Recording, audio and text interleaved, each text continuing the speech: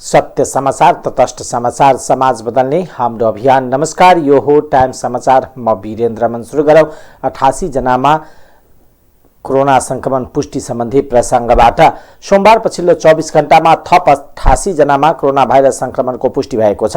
स्वास्थ्य तथा जनसंख्या मन्त्रालयका अनुसार 6145 पीसीआर परीक्षणमा 66 जना र 2493 एन्टिजेन परीक्षणमा 22 जना गरी कुल 88 जनामा संक्रमणको पुष्टि भएको हो। सोमबार कोरोना संक्रमणका कारण पछिल्लो 24 घण्टामा 1 जनाको मृत्यु भएको छ। त्यस्तै पछिल्लो 24 घण्टामा कोरोना संक्रमण मुक्त हुनेको संख्या 376 रहेको छ। हाल देशभर कोरोना भाइरसका सक्रिय संक्रमितको संख्या 6150 रहेको छ। गण्डकी प्रदेशका मुख्यमन्त्री कृष्णचन्द्र नेपाली पोखरेलले मटिहानीको भ्रमण गर्नुभएको छ। मटिहानी भ्रमणको क्रममा उहाँले नेपालकै सबैभन्दा पुरानो राजकीय संस्कृत माध्यमिक विद्यालय अवलोकन गर्नुभयो। जनकपुरधाम पोखरा हवाई सेवाको शुभारम्भका अवसरमा 3 दिवसीय भ्रमणमा आउनुभएका मुख्यमन्त्री पोखरेलले भ्रमणको अन्तिम दिन सोमबार मटिहानी नगरपालिकामा भ्रमण गर्नुभएको हो। भ्रमणको क्रममा उहाँले लक्ष्मीनारायण मन्दिरमा पूजापाठ गर्नुको साथै लक्ष्मी सागरमा आरती गर्नुभएको हो। राजकीय संस्कृत माध्यमिकको अवलोकन गरेका मुख्यमन्त्री पोखरेलले रुद्री पाठमा सहभागी भएका थिए। मटिहानी पुगेका मुख्यमन्त्री पोखरेलले सहितको टोलीलाई नगर प्रमुख हरिप्रसाद मण्डल, नेपाल उद्योग वाणिज्य महासंघका केन्द्रीय सदस्य विजय कुमार शाह, महोत्तरी उद्योग वाणिज्य संघका अध्यक्ष मोहन प्रसाद गुप्ता लगायत स्थानीयहरूले स्वागत गरेका थिए भने मुख्यमन्त्री सहितको टोलीलाई उनीहरूले सम्मान गरेका थिए। मिथिला माध्यमिकी परिक्रमामा बेहोस भएर एक महिलाको मृत्यु भएको छ। मृत्यु हुनेमा 15 दिने मिथिला माध्यमिकी परिक्रमामा सहभागी भारत बिहारको मधुबनी जिल्ला भाइसपट्टी थाना बासोपट्टी बस्ने राजेन्द्र शाहकी श्रीमती 40 वर्षीय प्रमिला देवी शाह छन्। महोत्तरीको मटिहानी पराव स्थलबाट जलेश्वरका लागि निस्केको परिक्रमा अन्तर्गत बिहान 9:10 मा जलेश्वर नगरपालिका 2 साहुजीपट्टी नजिक पोखरीमा नुहाउने क्रममा रिङ्गटा लागेर उनी बेहोस भएकी थिइन्। उपचारको लागि जलेश्वर स्थित शान्ति कम्युनिटी अस्पताल जलेश्वरमा लगेको र 9:25 मा उनको मृत्यु भएको जिल्ला प्रहरी कार्यालय महोत्तरीले जनाएको छ। सबको पोस्टमार्टमका लागि जलेश्वर अस्पताल लगिएको र घटनाका विषयमा थप अनुसन्धान भइरहेको प्रहरीले जनाएको छ। धनुषा नेपाली कांग्रेस धनुषाको सभापति सहित विभिन्न पदमा नेतृत्व चयन गर्न निर्वाचन भएको छ। पटक पटक स्थगित हुँदै आएको अधिवेशन सोमबार निर्वाचन प्रक्रियाबाट टुङ्गो लाग्नेछ। जनकपुर धामको तिरहुतिया गाछीमा निर्वाचन सम्पन्न भएको छ। निर्वाचन स्थल वरिपरि उम्मेदवारहरूको समर्थकहरूले नारा जुलुस गरेका छन्। जिल्ला सभापतिका लागि धनुषामा 3 जना उम्मेदवार रहेका छन्। केन्द्रीय सभापति शेरबहादुर देउवाको समूहबाट वर्तमान जिल्ला उपसभापति सन्तोष यादव, विमलेन्द्र निधि समूहबाट छिरेश्वरनाथ नगरपालिकाका मेयर योगेन्द्र पजिया र शेखर कोइरालाको समूहबाट दिनेश पर्सैला रहेका छन्। तीनै जना उम्मेदवारले आफ्नो जित सुनिश्चित रहेको दावी गरेका छन्। उनीहरूले पार्टीलाई सबल र सांगठनिक रूपमा बलियो बनाउन मुद्दाका साथ उम्मेदवारी दिएको बताएका छन्। 3 जना उम्मेदवार भएपछि पहिलो चरणमा परिणाम आउने सम्भावना निकै कम देखिएको छ। दोस्रो चरणमा छिनोफानो हुने सम्भावना रहेको छ, तर उम्मेदवारहरूले भने पहिलो चरणमा नै जित्ने दावी गरेका छन्। धनुषामा नागरिकता विधेयक पारित गर्न माग गर्दै प्रदर्शन गरिरहेका 3 जना युवक पक्राउ परेका छन्। सोमबार धनुषाको ढल्केवर स्थित पूर्व पश्चिम राजमार्गमा नागरिकताविहीन नेपालीको समूहले नागरिकता विधेयक छिटो पारित गर्न माग राख्दै पूर्व पश्चिम राजमार्ग अवरुद्ध गर्ने प्रयास गरेपछि इलाका प्रहरी कार्यालय ढल्केवरबाट खटिएको प्रहरी टोलीले नागरिकताविहीन संघर्ष समिति नेपालका केन्द्रीय संयोजक जित साफी सहित 3 जनालाई पक्राउ गरेको हो। नागरिकताविहीन संघर्ष समिति मिथिला नगरपालिका अध्यक्ष कर्मवीर महतोले केन्द्रीय संयोजक साफी रविन्द्र कुशवाहा र अशोक शाहलाई प्रहरीले पक्राउ गरी लगेको बताउनुभयो। इलाका प्रहरी कार्यालय ढल्केवरका प्रहरी निरीक्षक सुदीप सुवेदीले विरोध प्रदर्शनका नाममा चक्का जाम गर्ने प्रयास गरेपछि 3 जनालाई नियन्त्रणमा लिएको बताउनुभयो। पूर्व निर्धारित प्रदर्शन कार्यक्रम अनुसार मिथिला नगरपालिका संघर्ष समितिले लोकमार्गमा प्रदर्शन गर्दै आएका छन्। प्रदर्शनकारीले ढल्केवर स्थित पूर्व पश्चिम लोकमार्गमा धरना दिँदै केही बेर राजमार्ग सडक अवरुद्ध समेत पारेका थिए। संविधानको धारा लागू गर, नागरिकता विधेयक पारित गर, गैर नागरिक बनाउन पाइँदैन, पहिचान खोज्न पाइँदैन, जन्मसिद्ध नागरिकता सन्तानलाई वंशजको आधारमा नागरिकता दे लगायतका नारा उल्लेखित ब्यानर तथा प्लेकार्ड बोकेर प्रदर्शनकारीहरूले नाराबाजी गरेका थिए। संघर्ष समितिले जन्मसिद्ध नागरिकका सन्तानलाई वंशजको आधारमा नागरिकता दिनुपर्ने र आमाको नामबाट समेत नागरिकता दिनुपर्ने मागसहित दबावमूलक साथ दिने आन्दोलनको कार्यक्रम तय गरेको छ। नागरिकताको माग गर्दै पटक पटक तिनै तहको सरकारलाई ज्ञापन पत्र बुझाए पनि कुनै सुनवाई नभएपछि बाध्य भएर सडकमा उत्रिनु परेको नागरिकता विहीन संघर्ष समिति मिथिला नगरपालिकाका अध्यक्ष कर्मवीर ले जानकारी दिनुभयो। नागरिकता प्राप्तिका लागि सुरु भएको राजमार्ग केन्द्रीय आन्दोलन 27 गतेसम्म निरन्तर चल्ने उहाँले बताउनुभयो। रोहतकमा चिकित्सकको ठूलो लापरवाही बाहिरिएको छ। दुर्गा भगवती गाउँपालिका 1 छतवनाका जितेन्द्र महतोकी 19 वर्षीय श्रीमती अम्बिका महतोको अपरेसन गर्ने क्रममा डाक्टरले पेटमा 2वटा निडिल सुई छुटाएको घटना बाहिरिएको हो। रथतको गंगा पिप्रामा रहेको सरकारी अस्पतालमा प्रसुति पीडा भएपछि अम्बिकालाई भर्ना गरिएको थियो। उनको अपरेसनमा डाक्टर सञ्जित कुमार शाह नेतृत्वको टोली खटिएको थियो। गए राति अम्बिकालाई सुत्केरीको व्यथा लागेपछि अस्पतालमा पुर्याइएको उहाँको परिवारले जानकारी दिएका छन्। सुरुमा डाक्टर सञ्जित कुमारको टोलीले तत्काल अपरेसन गरेको थियो। अपरेसनपछि स्वास्थ्य बालिकाको जन्म भएपछि जितेन्द्रको परिवारले जानकारी दिएको छ। अपरेसनपछि डाक्टरले टाका लगाउने स्टिच निडिल सुई पेटमै भुलेको बताइएको छ। अपरेसन गरिएको केही घण्टामै सुत्केरी महिलाको पेटमा असहाय पीडा भएको र डाक्टरकै आग्रहमा एम्बुलेन्स मगाएर अम्बिकालाई चन्द्रपुर अस्पताल चन्द्रनिगाहपुरमा लगिएको हो। यता चन्द्रपुर अस्पतालका प्रमुख डाक्टर सुभाष चौधरीले सोमबार बिहान महिलाको पेटमा पुनः अपरेसन गरेर पेटभित्र छुटेका 2 ठान स्टिच निडिल सुई निकालिएको जानकारी दिनुभयो। महिला र बच्चा दुवै अवस्था सामान्य रहेको चन्द्रपुर अस्पतालले जनाएको छ। यता रोहतक प्रहरी प्रमुख एसपी विनोद घिमिरेले घटनाको पुष्टि गर्दै त्यसमा डाक्टरको चरम लापरवाही भएको प्रतिक्रिया दिनुभयो। खुम्बु पासाङ लम्बु गाउँपालिका 2 मा रहेको सामुदायिक वनमा लागेको डडेलो अझै निभाउन सकिएको छैन। सिमरिक एयरको हेलिकप्टरले पानी खन्याएर आगो निभाउने प्रयास गरे पनि सफल हुन नसकेको बताइएको छ। फायर फाइटिङ सहितको हेलिकप्टर आगो निभाउन सोमबार बिहानदेखि खटिएको भए पनि आगो झनै फैलिएको जिल्ला प्रहरी कार्यालय 16 खुम्बुका प्रहरी निरीक्षक ओम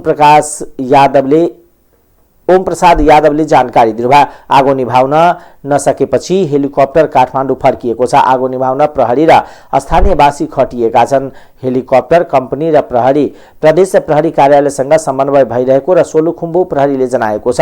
धुवाँले गर्दा बिहान झन्डै 1 घण्टा विमानस्थल नै बन्द भएको नागरिक उड्डयन प्राधिकरण रुक्लाले जनाएको छ। विमानस्थल नजिकको जंगलमा लागेको आगोको धुवाँले धावन मार्ग नै ढाकेपछि विमानस्थल नै बन्द गरिएको हो। आगोका कारण सल्लाउत्तिस लगायतका प्रजातिका बोटबिरुवा धेरै मात्रामा नष्ट भइसकेको स्थानीयवासीले बताएका छन्। खुम्पु पासाङ लम्बु गाउँपालिका 2 लुक्लाको हरियाली सामुदायिक वनमा आइतबार रातिदेखि सुरु भएको आगलागीका कारण पत्ता लाग्न सकेको छैन।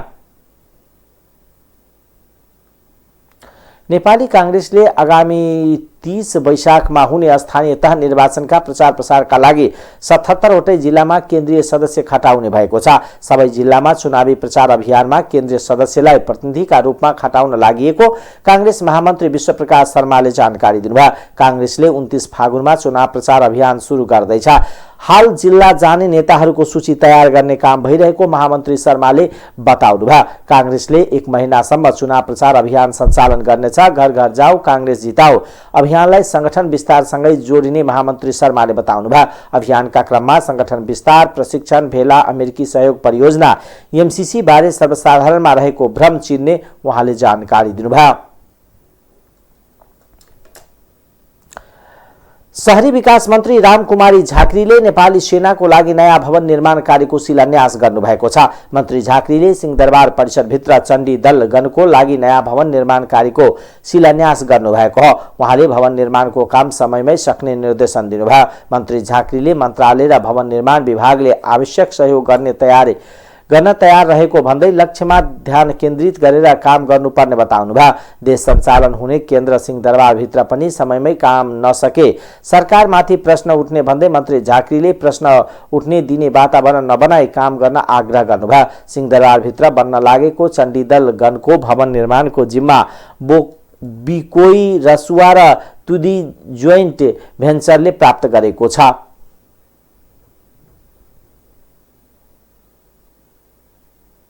पार्टीले यो टेन्डर हामीले अवार्ड गर्यौं, उहाँहरू पनि सक्षम पार्टी हो।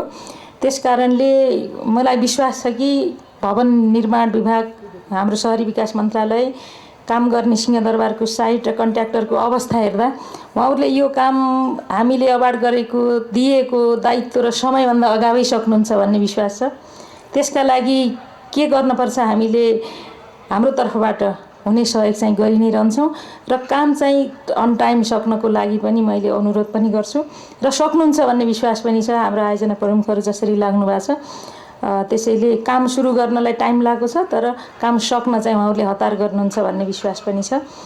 र हामीले नेपाली सेनाको लागि अर्को ब्यान्डदल गणको लागि पनि भवन बनाउने कमिटमेन्ट छ। त्यसको लागि जग्गा प्राप्तिको अभाव भएको कारणले अहिले काम ढिलो भएको छ र हामी 2-3वटा साइट पनि हेरेका छौँ। त्यसको जग्गा प्राप्तिको प्रक्रिया बाँकी भएको भएर यो कुरा पनि मैले यहाँ जानकारी गराउन चाहन्छु। यदि सिंहदरबारभित्र सबै क्रस कटिङ इन्टिटीहरू एकै ठाउँ भएको आयोजना पनि ढिलो ढालो भयो भने हाम्रो क्षमतामाथि, हाम्रो पर्फर्मेन्समाथि चाहिँ प्रश्न उठ्नेछ। त्यो हुन नदिनको लागि सबैले जिम्मेवारीपूर्ण काम गरौँ। भवन निर्माणको अनुमानित लागत रकम 65 करोड 95 लाख रहेको र निर्माण अवधि 2 वर्ष रहेको छ। कुल क्षेत्रफल 1 लाख वर्ग फिटमा बन्न लागेको 2 भवनमा 702 जना जवान रहन सक्ने गरेर डिजाइन गरिएको छ। त्यस्तै भवन परिसरमा 4वटा ब्याडमिन्टन र एउटा बास्केटबल कोर्ट रहनेछ भने परेड खेल्नका लागि ग्राउन्ड समेत बनाइनेछ। कुल 43 रोपनी 6 आना क्षेत्रफल मध्ये 10 आना मात्र भवनले ओगट्नेछ।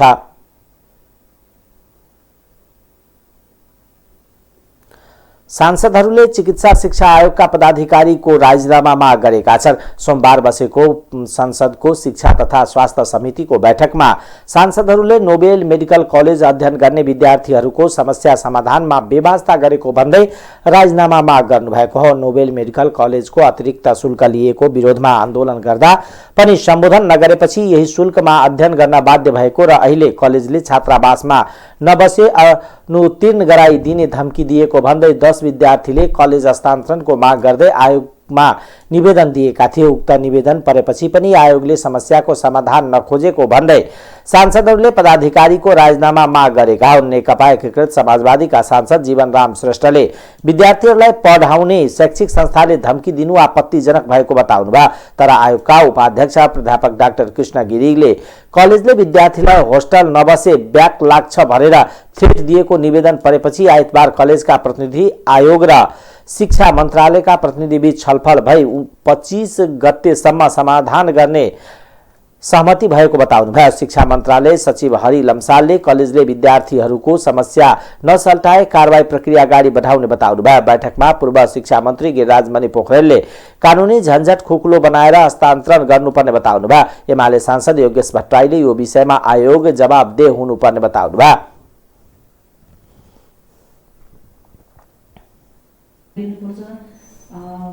हाम्रो त्रिभुवन विश्वविद्यालय पनि लिनुपर्छ। यसमा फेरि उनीहरूको तर्क के छ भने हामीलाई एकदम बाइकट गरिरहेको छ, काठमाडौँ युनिभर्सिटीले बाइकट गरिरहेको छ अनि हामीलाई टर्चर गरिरहेको छ भन्ने छ। उनीहरूले राखेको 2-4वटा बुढा चाहिँ होस्टेल चाहिँ यो स्वैच्छिक भन्ने अहिले पनि त्यो ग्यारेन्टी भएन भन्ने छ। अनि मानसिक र भौतिक हिसाबले हामीलाई टर्चर भयो भन्ने छ। त्यसपछि अब यो उनीहरूले त्यहाँ हामी पढ्न सक्दैन, हामीले अन्ततिर लगिदिनु पर्यो भन्ने छ। यसमा मैले भन्छु अहिले तत्काललाई हामीले के गर्छौँ भने आयोगले मन्त्रालयले सबै निकायले के गरोस् भने उनीहरूसँग त्यो कलेजसँग बसेर बच्चा बच्ची पनि अभिभावक बसालेर अथवा त्यहाँका जनप्रतिनिधि सिडिओ सहित बसालेर त्यहाँ उनीहरूलाई पढ्न सक्ने वातावरण बनाउनु पर्यो। त्यसको लागि 2-4वटा बुढाहरू तपाईँले विशेष ढङ्गले ध्यान दिनै पर्छ। एउटा चाहिँ त्यो अतिरिक्त फी छ भने तुरुन्तै फिर्ता गर्नु पर्यो। त्यसपछि स्वैच्छिक होस्टेल भनेर त्यहाँ उनीहरू लागू गर्नु पर्यो त्यो कलेजले।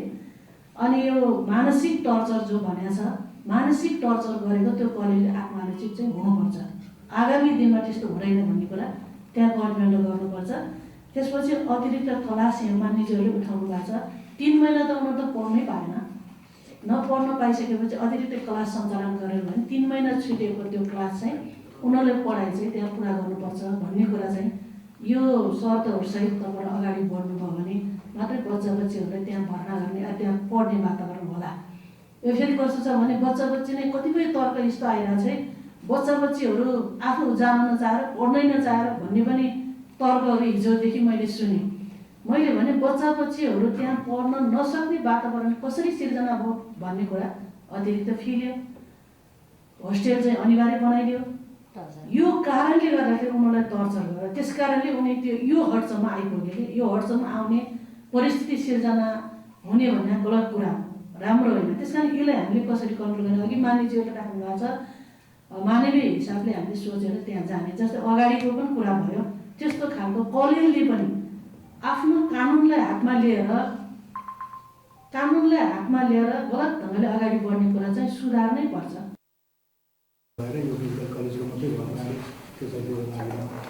अब ती कुराहरू विस्तारमा पनि पढाइ गरौँला। यहाँले भन्नुभएको कुराहरू, यी जति कुराहरू कमेन्टहरू आयोगले चाहिँ गर्न नसकेका कुराहरू, नभएका कुराहरू भन्नुभएको छ, यी कुराहरूले आयोगलाई अझ मजबुत बनाएको छ कि पार्लियामेन्ट्री कमिटीलाई पनि यो पनि आयोगले अझ प्रभावकारी रूपमा गर्दै हुन्थ्यो भन्ने खालको जुन धारणा छ, त्यसले हामीले गर्दै आएको कामहरूलाई अझ चाहिँ त्यसले के भन्ने यसलाई चाहिँ आत्मबल बढाएको छ। यसलाई मैले त्यसरी लिएको छु, किनभने त्यो गर्नुपर्ने हामी लागेकै छौँ, त्यही काम गर्नलाई नै हामी छौँ।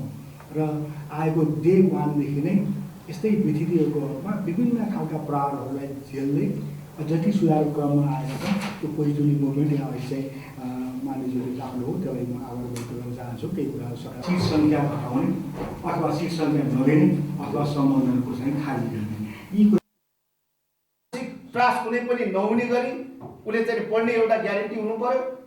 अर्को भनेको उसलाई चाहिँ कारवाही चाहिँ गरेको स्थिति चाहिँ हुनु पर्यो जब उसले चाहिँ गलत काम गरेको छ।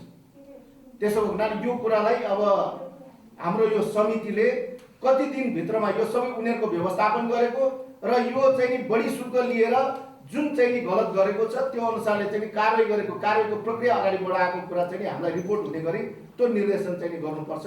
त्यसो हुँदा यो जस्तो एउटा चाहिँ उल्लङ्घन गरेको, नियमलाई उल्लङ्घन गरेको विश्वविद्यालयको पदाधिकारी र आयोगको पदाधिकारी एकदम गौण भयो भनेको चाहिँ विद्यार्थीसँग नै त्यो कलेजसँग चाहिँ यहाँहरूको निजी स्वार्थ चाहिँ जोडेको छ भन्ने कुरा नै बुझिन्छ। त्यसो भएको हुनाले आजको समितिको बैठकमा विशेष गरी हामीले विश्वविद्यालय अनि त्यो चाहिँ कलेज, नोबेल कलेजका प्रतिनिधिहरू, विश्वविद्यालयको प्रतिनिधि बोलाएको भए चाहिँ सबै कुरा हामीले चाहिँ एउटा निर्णय गरेर पनि जान सक्थ्यौँ। यो दुईवटा निकायका चाहिँ पदाधिकारीहरू आज हामीले सहभागीमा हाम्रो एउटा चाहिँ कमजोरी पनि रह्यो। अर्को कुरा चाहिँ के हो भने यदि उहाँहरू चाहिँ सहभागी भएको भए चाहिँ प्रष्ट ढङ्गले हामीले चाहिँ अझै फेस टु फेस चाहिँ उहाँहरूलाई चाहिँ कुरा गर्न सकिन्थ्यो। आयोगको एकीकृत प्रवेश परीक्षाबाट योग्यता क्रममा परेर चिकित्सा शिक्षा अध्ययनका लागि कलेजले अतिरिक्त शुल्क लिएको कुरा उठाउँदा विद्यार्थीलाई विभिन्न डर धम्की आइरहेको र राज्यका नीति नियम निर्देशन पालन नहुने भएकोले अन्यत्र सार्वजनिक शिक्षण संस्थामा हस्तान्तरणको माग गर्दै आएका छन्। तर सोमबारको समितिको बैठकले नोबेलमा नै पढ्ने वातावरण बनाउन निर्देशन दिएको छ। युक्रेनमा रहेका 533 नेपाली उक्त भूमिबाट बाहिरिएका छन्। परराष्ट्र मन्त्रालयका अनुसार युक्रेनमा रुसको आक्रमण सुरु भएता 533 नेपालीले युक्रेन छाडेका छन्। सोमबार मन्त्रालयमा पत्रकार सम्मेलन गर्दै परराष्ट्र मन्त्री नारायण खड्काले 533 जना नेपालीको युक्रेनबाट सुरक्षित रूपमा उद्धार गरिएको बताउनुभयो। भारतीय उद्धार टोलीसँगको सहकार्यमा नेपालीहरूको उद्धार गरिएको उहाँले बताउनुभयो। मन्त्री खड्काका अनुसार युक्रेनी भूमिबाट उद्धार गरिएका मध्ये 427 जनालाई पोल्यान्डमा राखिएको छ।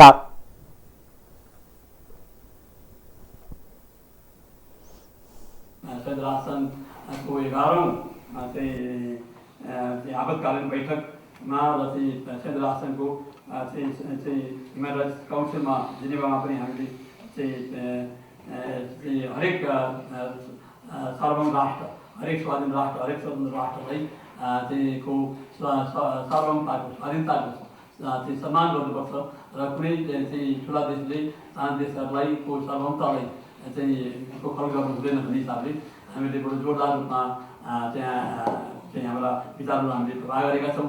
साथै हामीले चाहिँ यस मामिलामा चाहिँ हाम्रो चाहिँ मन्त्रालयबाट चाहिँ विज्ञप्ति पनि जारी भइसकेको छ र संयुक्त राष्ट्रसङ्घको चाहिँ 11औं आपतकालीन बैठकमा राखिएका युक्रेनबाट बाहिर सुरक्षित देशमा पुगेका नेपालीहरू जम्मा 533, पोल्यान्डमा 427, स्लोभाकियामा 71, रोमानियामा 27, हङ्गेरीमा 8 गरेर जम्मा 533 जना नेपालीहरू सुरक्षित रूपमा यी देशहरूमा चाहिँ हुनुहुन्छ अहिले। र अहिले पनि र हामीले अन्य छिमेकी राष्ट्रहरूलाई पनि हामीले चाहिँ सहयोगको लागि आह्वान गरेका छौँ, अनुरोध गरेका छौँ। उहाँहरूको तर्फबाट पनि सहयोगहरू चाहिँ प्राप्त भइरहेछ हामीहरूलाई र यसै माध्यमबाट म उहाँहरूलाई खास गरी भारत सरकारलाई पनि धन्यवाद दिन चाहन्छु। भारत सरकारलाई हामीले अनुरोध गरेका छौँ कि उहाँहरूको रेस्क्यु मिसनमा हाम्रो चाहिँ त्यहाँ अड्केका नेपाली चाहिँ साथीहरूलाई पनि नागरिकहरूलाई पनि चाहिँ उहाँलाई पनि सुरक्षित रूपमा चाहिँ ल्याउनुको लागि भनेर उहाँले पनि सहयोग गरिराख्नु भएको छ। सीमा सम्बन्धी कुराहरू अब कहिलेकाहीँ कुनै पनि राष्ट्रले आफ्नो आन्तरिक अध्ययनको लागि अध्ययन अनुगमन मूल्याङ्कन गर्ने परिपाटी हुन्छ, कहिले हेर्ने भन्ने हुन्छ नै। त्यो आन्तरिक हाम्रो अध्ययनको लागि मार्फत पनि हाम्रो पहलहरू हुन्छन्। त्यसकारण यी विषयहरू कसैले कुनै पनि राष्ट्रहरूले गर्छन् फाटोफुटो आफ्नो अनुगमन गर्ने, अध्ययन गर्ने, हाम्रो आन्तरिक अध्ययनको लागि बारेमा मन्त्रालयले पनि आफ्नो धारणा बनाएको थियो। र पनि के छदेखि नेपाली जनताले को प्रति थलोले निर्णय गरेको हुनाले र उहाँहरूका पनि बेला मौकामा यो नेपालले आफूले निर्णय गर्ने कुरा हो, कहाँबाट कसले कुन सहयोग लिने भन्ने कुराहरू भनेर पनि भन्ने खालका पनि विचारहरू आएका छन्। बाँकी अन्यलाई विभिन्न देशमा पठाइएको मन्त्रालयले जनाएको छ।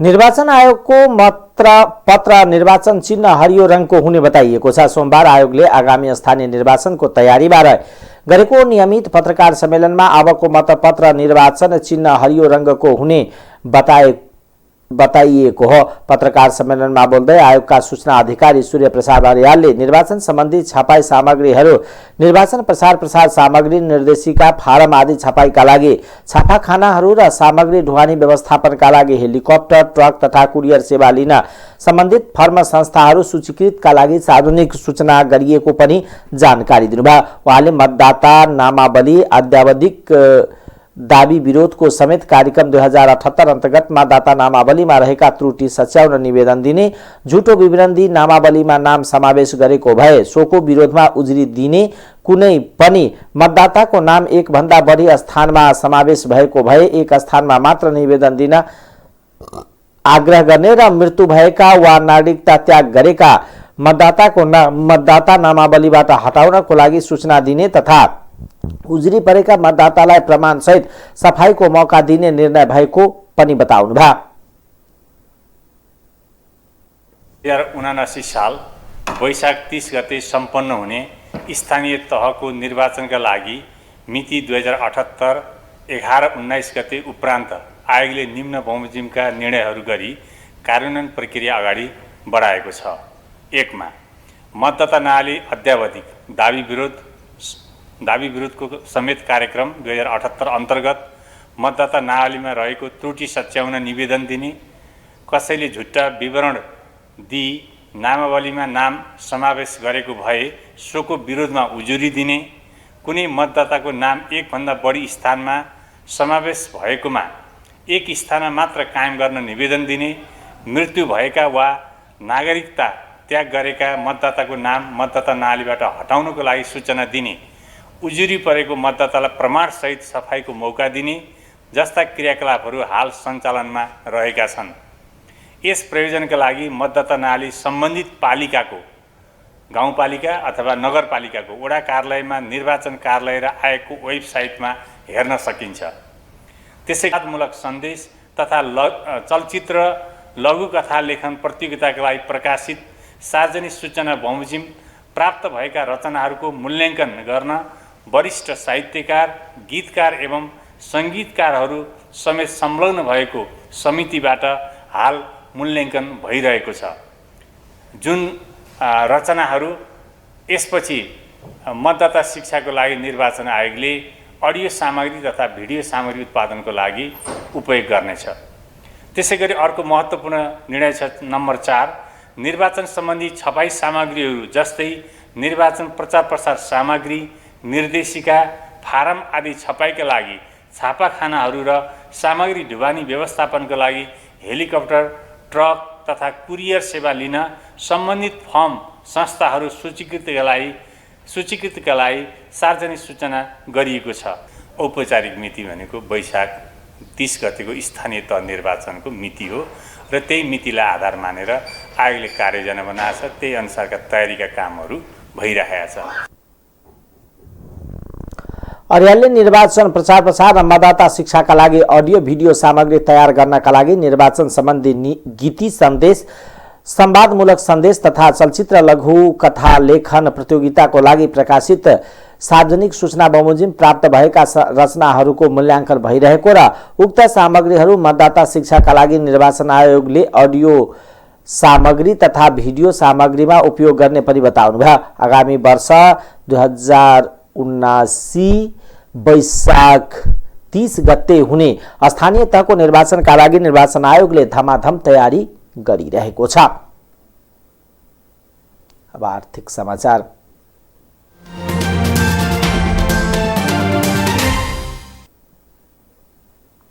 नयाँ युगको शुभारम्भ भन्दै केपी शर्मा ओली नेतृत्वको सरकारले ल्याएको योगदानमा आधारित सामाजिक सुरक्षा कोषमा अहिलेसम्म योगदानकर्ताले जम्मा गरेका अधिकांश रकम मुनाफायुक्त क्षेत्रमा लगानी भएको छैन। सामाजिक सुरक्षा कार्यक्रम अन्तर्गत जम्मा भएको रकम सहितको विभिन्न शीर्षकमा उठाइएको अर्बौं रकमलाई मुनाफामूलक कार्यमा परिचालन गर्न नसक्दा लगानीकर्ताले थप लाभ प्राप्त गर्ने सम्भावना पछि धकेलिएको छ। कोषका अनुसार अहिलेसम्म 43 अर्ब जम्मा भइसकेको छ। त्यसमा सासु कार्यक्रम अन्तर्गतको योगदान रकम 13 अर्ब 37 करोड हो। त्यस्तै राष्ट्रिय कल्याणकारी कोषको 28 अर्ब सामाजिक सुरक्षा कोष सँगै छ। यस्तै सामाजिक सुरक्षा कर अन्तर्गतको 1 अर्ब र विविध शीर्षकमा कोषसँग 2 अर्ब छ। यो रकम मध्ये हालसम्म करिब 2 अर्ब मात्र परिचालन भएको सामाजिक सुरक्षा कोषका अधिकारीहरू बताउँछन्। पहिलो पटक कोषले कार्य सञ्चालनका लागि नेपाल सरकारको 2076-9-11 को निर्णय अनुसार वार्षिक 3% ब्याज दरमा 5 वर्ष भित्र चुक्ता गर्ने गरी 5 करोड ऋण लिएको 2076-77 मा 2 करोड 30 लाख 73 हजार प्रशासन सञ्चालन तथा व्यवस्थापनमा खर्च गरेको देखिन्छ। त्यस्तै 77-78 मा पनि ऋणको भरमा कोष चलेको देखिन्छ। कोषका अनुसार उक्त वर्ष 15 करोड ऋण नेपाल सरकारसँग लिएको देखिन्छ। यो रकम कार्य सञ्चालन, अफिसको भाडा, कर्मचारीको तलब भत्ता, सेवा सुविधामा खर्च भएको छ भने चालू आर्थिक वर्ष 78-79 मा सोही प्रयोजन अर्थात् कर्मचारीको व्यवस्थापन, कार्यालय सञ्चालन, तलब भत्ता लगायतका कार्य सञ्चालन गर्न 22 करोड ऋण लिने कोषको योजना अनुसार नेपाल सरकारबाट ऋण किस्तामा लिने क्रम जारी छ। सामाजिक सुरक्षा कोषमा अहिलेसम्म 16,732 रोजगारदाता सहभागी भएका छन् भने ती प्रतिष्ठानमा कार्यरत सूचीकृत योगदानकर्ताको संख्या 3,16,971 पुगेको छ। अहिले पनि सूचीकरण हुने क्रम बढिरहेको कोषका अधिकारी बताउँछन्। चालू आर्थिक वर्ष 78-79 को बजेटमा सामाजिक सुरक्षा कार्यक्रममा अनौपचारिक क्षेत्रमा कार्यरत श्रमिकहरूलाई समेत आबद्ध गर्ने घोषणा गरिए पनि अहिलेसम्म ल्याउन प्रयास गरिएको छैन। अब अन्तर्राष्ट्रिय समाचार।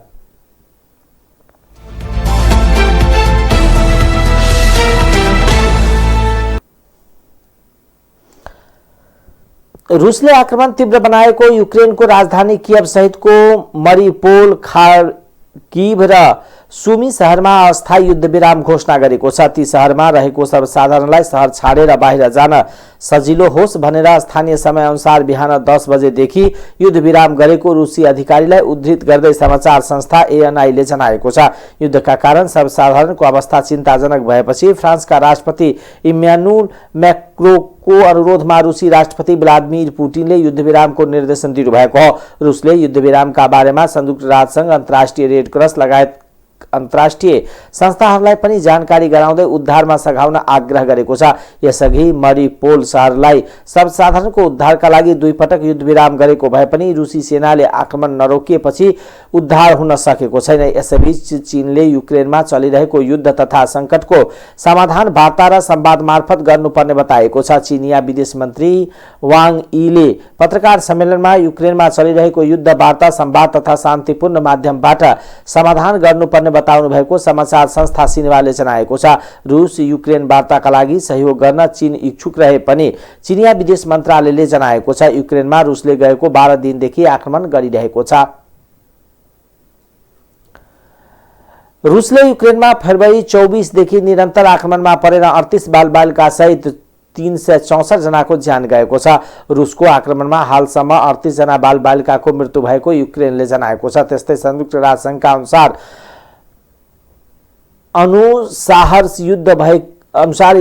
युद्ध भए यता 364 जना सर्वसाधारणको मृत्यु भएको हो। सो क्रममा ठूलो संख्यामा युक्रेनमा मानिसहरू पनि मुलुक छाडेर भागिरहेका छन्।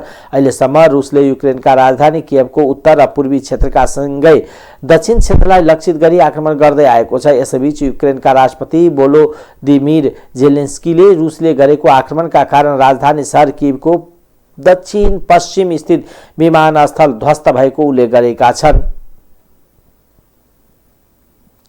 अमेरिका सहित पश्चिमा मुलुकले युक्रेनलाई आवश्यक हात हतियारहरू निरन्तर उपलब्ध गराइरहेको खुलासा भएको छ। पूर्वी युरोप स्थित गोप्य राखिएको विमानस्थल प्रयोग गरेर नाटो आबद्ध देशहरूले युक्रेनलाई अत्याधुनिक हतियार मिसाइल र विमान भेदी मिसाइल आपूर्ति गरिरहेको खुलासा भएको हो। रुस र युक्रेन युद्ध सुरु हुनु अघि नै अमेरिकाले ठूलो मात्रामा युक्रेनलाई युद्ध सामग्री उपलब्ध गराएको र युद्ध सुरु भए यता आपूर्ति भइरहेको सीएनएनले जनाएको छ। रुस युक्रेन युद्ध सुरु भएपछि युरोपको आकाश अमेरिका र गठबन्धन देशका सैनिक कार्गोले भरिएको समाचारमा जनाएको छ। खास गरी अमेरिकी कार्गो विमान C-17 को उडान निकै बाक्लो हुने गरेको छ। अमेरिकी र युरोपेली सैनिक विमानले गोप्य विमानस्थलमा जम्मा गरेको हात हतियार स्थलमार्ग हुँदै युक्रेन पुर्याउने गरेको र अहिलेसम्म यस्तो ढुवानीमा रुसी सेनाको आँखा नपरेको पनि सीएनएनले उल्लेख गरेको छ। नाटो युरोप कमान्डले आपूर्ति व्यवस्थापन गर्ने गरेको छ। अमेरिकाले युक्रेनलाई $35 करोड बराबरको युद्ध सामग्री दिने निर्णय गरेकोमा $24 करोड बराबरको सामग्री युक्रेन पुगिसकेको र बाँकी सामग्री पनि केही दिनभित्रै युक्रेन पुग्ने क्रममा रहेको बताइएको छ। नाटो गठबन्धनले केही महिना पहिलादेखि नै युक्रेनी सेनालाई आवश्यक तालिम दिएको र युक्रेनी फौजले अहिले निकै प्रभावकारी तरिकाले युद्ध सामग्रीको प्रयोग गरेको भन्दै अमेरिकी सन्तोष व्यक्त गरेको जनाएको छ। कच्चा तेल विश्व बजारमा कच्चा तेलको मूल्यले नयाँ कीर्तिमान बनाएको छ। सोमबार प्रति ब्यारल कच्चा तेल $127 सम्म पुगेको छ। आइतबार $118 सम्म पुगेको तेलको मूल्य सोमबार हट्टै बढेको छ।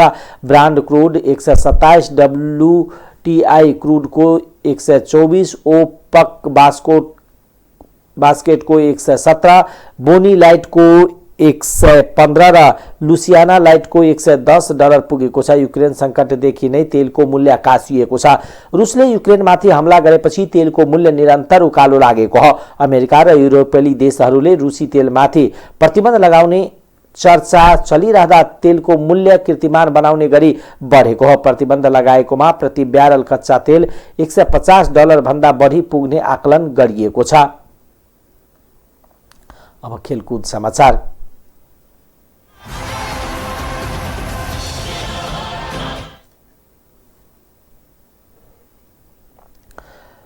नेपाल बक्सिङ संघको सहयोगमा खेलकुद प्रवर्धन संस्था नेपाल स्पोनले प्रथम राष्ट्रव्यापी स्कुल स्तरीय बोइज गर्ल बक्सिङ प्रतियोगिता चैत 5 गतेदेखि आयोजना गर्ने भएको छ।